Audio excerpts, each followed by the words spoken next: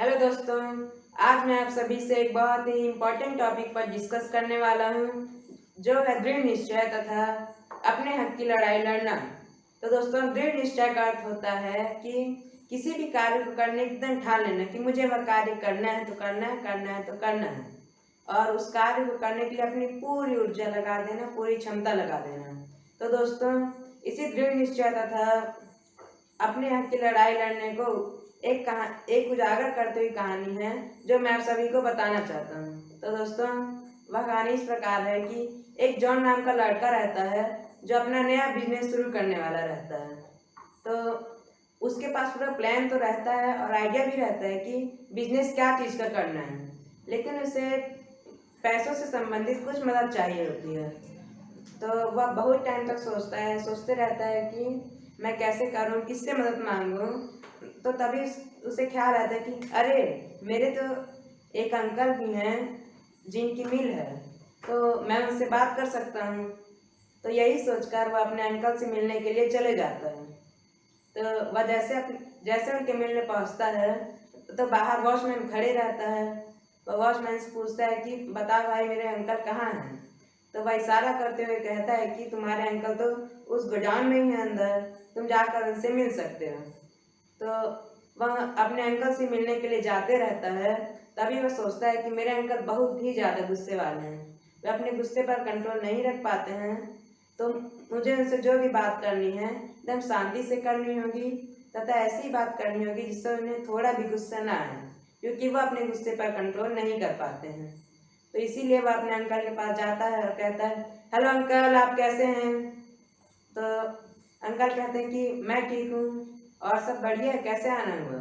तो जॉन कहता है कि हाँ अंकल, और सब बढ़िया है, बस मुझे अपने बिजनेस से संबंधित आपसे कुछ बात करनी थी, मुझे आपसे कुछ हेल्प चाहिए थी। तो वह अंकल कहते हैं कि ठीक है, आप बैठो, बात करते हैं। तो वह दोनों उसी को डाल में बैठ कर बात करने लगते हैं। तो उसके बाद वह बात करते ही रहते हैं। तभी गोडाउन में एक लगभग 8-10 साल की बच्ची आ जाती है। तो वह बच्ची आती है, वह अंकल के थोड़ी दूर में आकर खड़ी हो जाती है तथा अंकल को देखने लगती है, लेकिन अंकल उसे एक बार देख कर भी इग्नोर कर देते हैं। दूसरे तरफ देखने लगते हैं तथा अपने बातचीत में फिर से ध्यान देने लगते हैं। तो ऐसे ही करके कुछ समय तक बातचीत चलता है।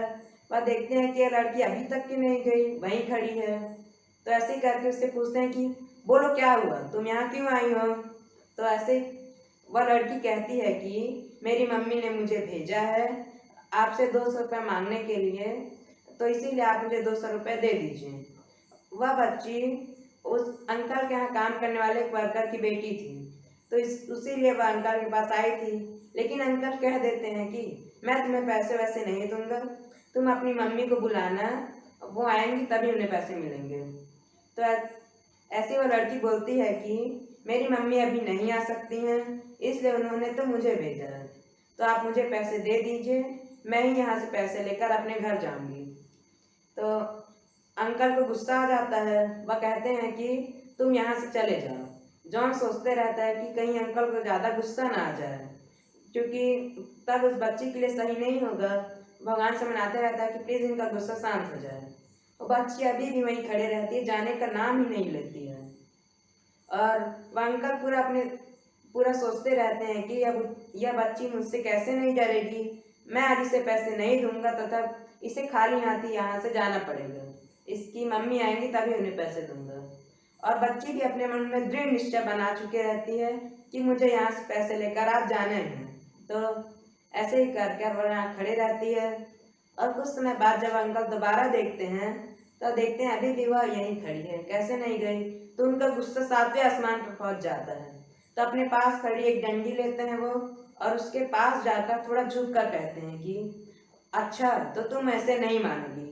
अब वे कुछ और कहते हैं या फिर कुछ और करते हैं, उससे पहले ही लड़की उनके तरफ थोड़ा आगे बढ़कर और उनकी आंखों में आंखें डालकर और थोड़ा ऊंचे स्वर में कहती है कि मेरी मम्मी ने मुझे पैसे लेने के लिए भेजा है, मैं आज पैसे लेकर ही जाऊंगी, आपको मुझे पैसे देने ही पड़ेंगे।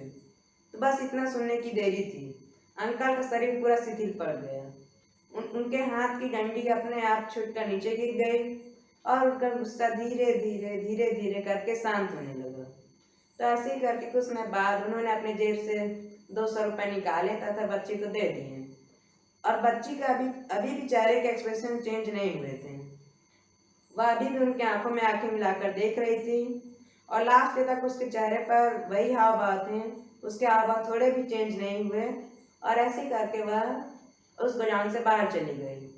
तो दोस्तों, अब जो जॉन आया था अंकल से बातचीत करने के लिए, पूरी तरह से स्तब्ध हो चुका था कि जो अंकल इतने गुस्से वाले हैं, अपने गुस्से पर कंट्रोल नहीं रख पाते हैं, तो कैसे बच्ची के सामने वे हार गए। उन्होंने कैसे घुटने टेक दिए। आखिर बच्ची के पास ऐसी कौन सी अद्भुत शक्ति थी जिसके वजह से वह मेरे इतने गुस्से वाले अंकल से जीत पाई और उसे जो काम करना था वो उसने कर लिया। तो बहुत समय तक वह विचार करता है, वह तरह तरह जानने की कोशिश करता है कि आखिर ऐसी कौन सी शक्ति हो सकती है। तो तभी उसे उसके प्रश्न का उत्तर मिल जाता है। वह अद्भुत शक्ति और कोई नहीं, वह शक्ति थी दृढ़ निश्चय। तो दोस्तों, उस लड़की ने अपने हक के पैसे मांगे थे, मतलब उसकी मम्मी ने उसे भेजा था कि अपने पैसे लेकर आ, क्योंकि वह उसकी मम्मी के ही पैसे थे, क्योंकि वह उसके यहाँ काम करती थी। तो इसीलिए वह अपने हक की लड़ाई लड़ रही थी तथा उसने दृढ़ निश्चय बना लिया था कि आज मैं जाऊँगी, पैसे लेकर ही जाऊँगी और बस, उससे और कुछ नहीं मालूम था।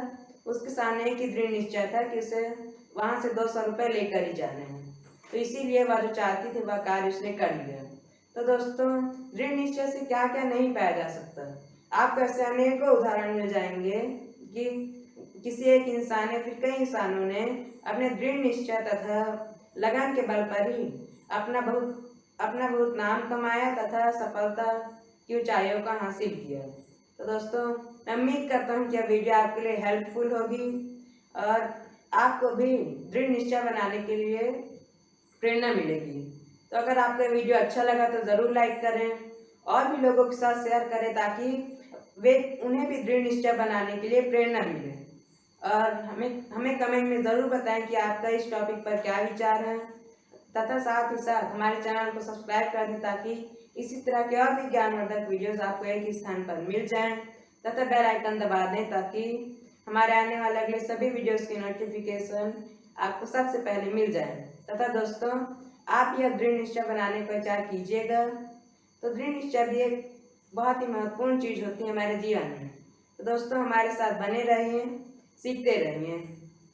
Thank you.